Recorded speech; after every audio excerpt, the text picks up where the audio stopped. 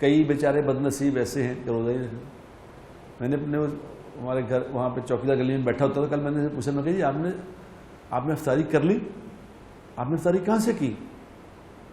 اس نے کہا جی یہ ساتھ والے گھر نے کرائی. تو میں کہا تمہارا روزہ تھا؟ کہتا روزہ تو نہیں تھا. میں نے کہا روزہ کیوں نہیں تھا؟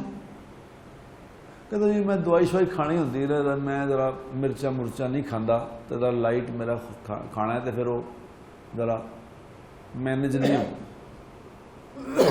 میں نے کہا تم کیا کہہ رہے ہو؟ تمہیں پتا ہے کہ تم کیا کہہ رہے ہو؟ تم کیا کہہ رہے ہو؟ کیا کر رہے ہو؟ کس کا حکم توڑ رہے ہو؟ کون ہے جس کے سامنے تم کھڑے ہو رہے ہو؟ کون ہے جس کو تم للکار رہے ہو؟ تو پتا ہے؟ کچھ پتہ ہی نہیں. کیا کر رہے ہو؟ وہ مزدور جو مزدوری کرتا ہے وہ کہتا ہے جی میں کس نے روزہ رکھا جناب؟ سارا دن اٹا کون چکے تو روزہ کون رکھے؟ تو پہ رکھ سکتا ہے دھوپ میں روزہ؟ کہتے کس نے رکھی ہے؟ اصل میں یہ نہیں کہ اس نے یہ دھوپ میں روزہ نہیں رکھ سکتا، نہیں، اس نے روزہ رکھنا ہی نہیں، چاہے دھوپ ہو یا چھاؤں ہو، چاہے فارغ رہے، اس نے نہیں رکھنا.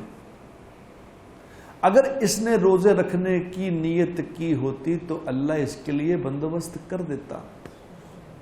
اللہ ظالم نہیں ہے. سعودی عرب میں جا کے چلے جاؤ، سعودی عرب میں سب رات کو کام ہوتا ہے، دن سارا دن بند، رات کو جو کام دکانیں سب کاروبار رات کو. تو یہاں یہ گھروں کی مزدوری رات کو نہیں ہو سکتی؟ کیا خیال ہے؟ کیا مشکل ہے جی؟ رمضان میں رات کو کام کریں گے جی؟ اگر نیت ہوگی تو اللہ اس کا نظام چلا گا. اس کی نیت ہوتی ہے اگر روزہ رکھنے کی تو اللہ اس کے لیے آسانیاں کر دیتا. تو نیت نہیں. کیوں نیت نہیں؟ اس کو پتہ نہیں روزہ کیا ہے. روزہ ہے کیا؟ وہ کہتے ہیں میرے کو نہیں روزہ نبدا نہیں، میں نے بڑا بھوک زیادہ لگ دی. یہ کیا؟ بھوک زیادہ نہیں لگتی، اسے پتہ ہی نہیں ہے کیا. اللہ کو جانتا ہی نہیں، اسے آخرت کے دن کا یقین ہی نہیں کہ یہ ایک دن آئے گا. ایک روزہ جس نے جان بوجھ کے نہیں رکھا، ایک روزہ رمضان کا، ایک روزہ جان بوجھ کے نہیں رکھا، چھوڑ دیا، اب چاہے یہ ساری زندگی روزے رکھتا رہے، اس کا کفارہ ادا نہیں ہو سکتا. یہ ہے رمضان کا روزہ. اگر پتہ ہو کہ یہ روزے پہ فیصلہ ہوگا، ساری عبادات پہ جنت ملتی ہے، نماز پہ، صدقے پہ، خیرات پہ، حج پہ، سب پہ جنت ملتی ہے، اور روزے پہ کیا ملتا ہے؟ اللہ. روزے پہ اللہ مل جاتا ہے، اللہ ہی میرا ہو گیا، چلو بات ختم، اللہ ہی میرا ہو گیا.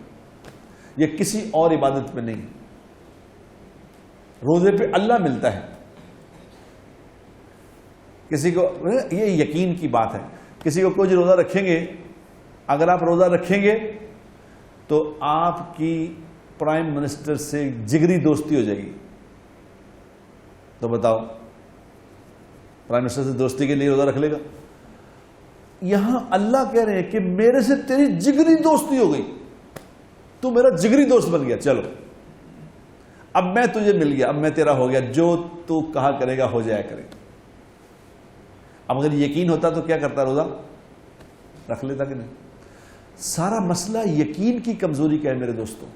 یہ جو میں یہاں بیٹھ کے آپ سے بات کرتا ہوں اس میں میری 90% بات ہی ہوتی ہے کہ مسئلہ یقین کا پھنسا ہوا ہے. ہمیں اعمال کا اگر یقین ہو جائے پھر مسئلہ ختم ہے. پھر کوئی دنیا میں ایسا انسان آپ کو نہ نظر آئے کہ روزہ نہیں اس کا. روزہ تو مزیدار چیز ہے. بھوک کا لگنا ایک انجوائمنٹ ہے یار. کو مذاق کر رہے ہو؟ کیا ہو گیا؟ بھوک لگی ہے جی، شدید روزہ لگ رہا ہے، شدید پیاس لگی ہے، یہ تو ایک مزہ ہے کہ آپ کسی کے لیے بھوک پیاس برداشت کر رہے ہو، اور جس کے لیے برداشت کر رہے ہو وہ جانتا بھی ہے، وہ دیکھ رہا ہے تمہاری بھوک پیاس، وہ تمہاری بھوک پیاس کو جانتا ہے جس کے لیے تم بھوکے رہ رہے ہو.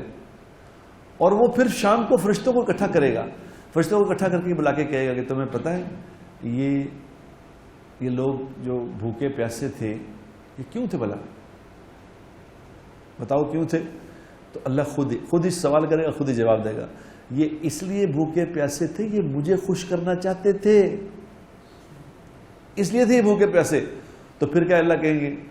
اب اللہ کی بادشاہی، اللہ کا کلام، اللہ کی مجلس، تو اللہ خود ہی کیا کہیں گے؟ اب پھر تم گواہ رہنا، فرشتوں تم گواہ رہنا۔ حالانکہ ان کو فرشتوں کو گواہ کرنے کی کیا ضرورت ہے؟ یہ اللہ کا سٹائل ہے، اللہ کا سٹائل کہ فرشتوں تم گواہ رہنا، میں ان سے راضی ہو گیا، میں نے ان کے سب گناہوں کو معاف کر دیا، ان سے جو جنت کا وعدہ کیا تھا ہو گئی، بھوکا پیاسا رہنے پہ یہ ہو گیا۔